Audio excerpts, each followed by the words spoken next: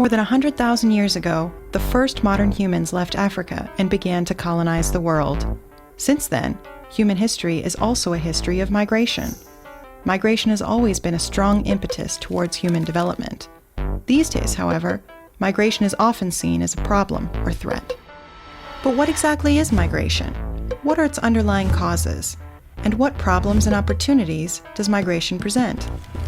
Migration is defined as the permanent change of residence of a person or group. It is a natural social phenomenon. Humans have colonized the entire world and penetrated its remotest areas. Migration has taken place within very different contexts: military conquest, flight of refugees, expulsion, or enslavement. But migrants have also traveled in search of economic opportunities, new settlement areas, or trade routes. Currently, approximately 216 million people are living away from their place of birth. This number equals about 3% of the world population. Analyzing the reasons for migration, one distinguishes between push and pull factors. Often both appear together. Push factors are circumstances in the country of origin that lead people to emigrate, for example, poverty, war, or environmental disasters. Pull factors are conditions in the destination country that make immigration attractive, such as economic opportunity and political freedom. Considering these reasons, one distinguishes between different forms of migration. Asylum seekers are fleeing war or persecution in their home country. The internationally accepted Geneva Convention states, no person may be sent back to a country where they face inhumane treatment, torture, or the death penalty. Labor migration is based on the hope for a better economic future. But it can be difficult for people from poor countries to get a work or residence visa in a rich country. Migrants who enter the destination country in an informal way, or who do not leave the country after the expiration of a tourist visa, are referred to as illegal migrants. Another case is the international migration of highly trained professionals. It takes place both between developed countries and between developing and developed countries. This form of migration is often desired and encouraged by the destination countries. What are the main migration routes today? By far, most immigrants live in the United States, followed by Russia and Germany. The main countries of origin are Mexico, India, China, and Russia.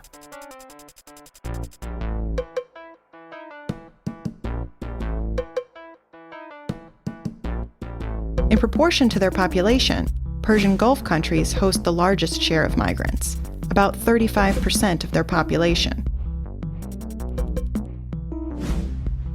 They mostly come from South Asia and Egypt.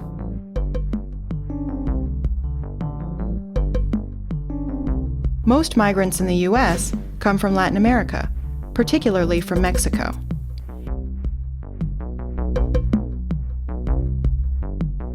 In Europe, the origin of immigrants differs considerably between countries and reflects their historical development.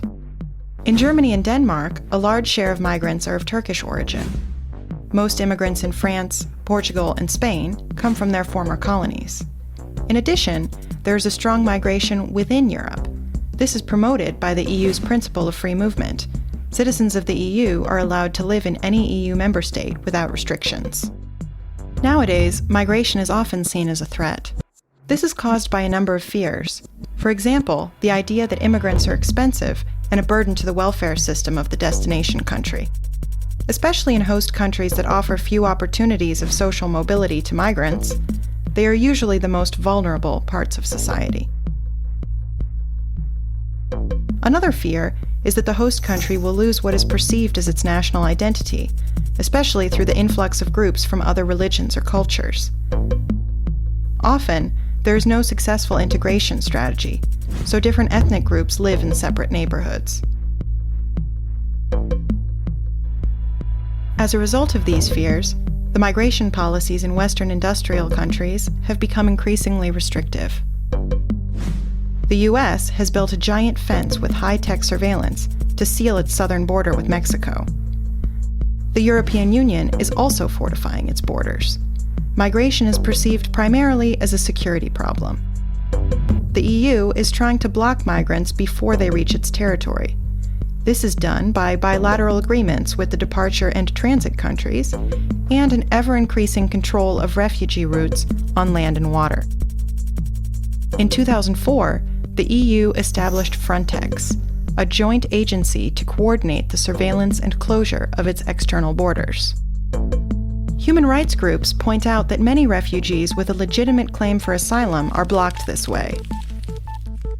It is increasingly difficult to reach Europe. The result is that migration attempts are getting more and more risky and often end disastrously.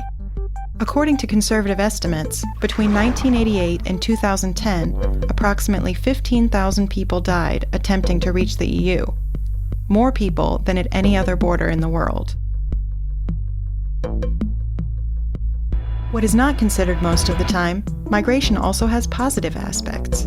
Migration contributes to the economic development in migrants' countries of origin. Migrants around the world transfer over $300 billion to their home country each year. That is considerably more than the official development assistance to these countries. In European countries, as well as in other industrialized nations, such as Japan, the birth rate has dropped to a low level, below the replacement rate. The result? Declining population and an aging society. Experts believe that Europe will soon be heavily dependent on migration in order to meet its employment needs and to stabilize the retirement system. Finally, migration contributes to the cultural diversity of destination countries. We see that the debate over migration is burdened by fear and prejudice. The effect is a restrictive immigration policy and strict efforts to prevent migration to destination countries. This is not just a problem in terms of ethics, but also politically and economically questionable. In order to deal with the problems attached to migration, it is especially important to develop and implement a constructive migration policy. Such a policy would include regulated immigration, as well as provide rights for legitimate asylum seekers.